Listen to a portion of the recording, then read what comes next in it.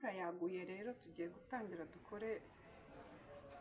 tugiye gukora amajaride, tugiye gutera indabo.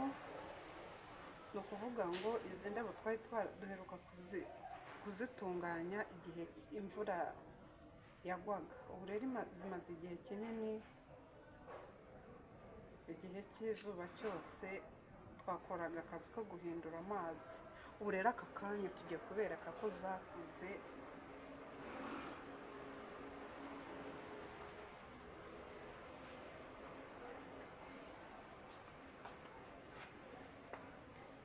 Izi ngizi zo zaratohagiye kuko tuzitaho buri gihe, ariko izi ngizi mu by'ukuri ahantu zari ziri zaherukaga kwitabwaho igihe cy'izuba, igihe cya ya mvura irimo umuhituko wayo, igihe yabaga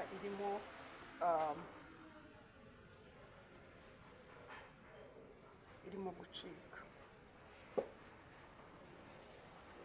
Aka ngaka ni aka keza, ni akahe?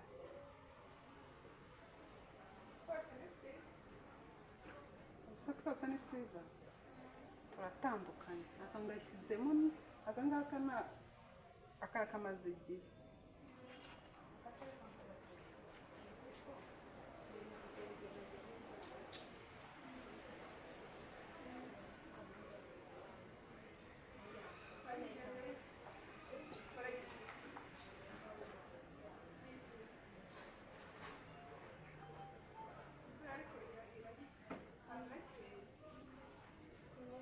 Kandi hakirimo gutonyanga.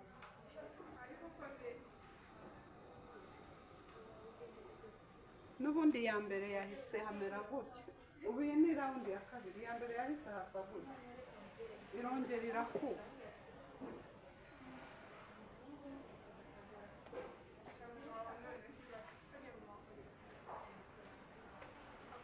Mumeze mute? Murabibona mute?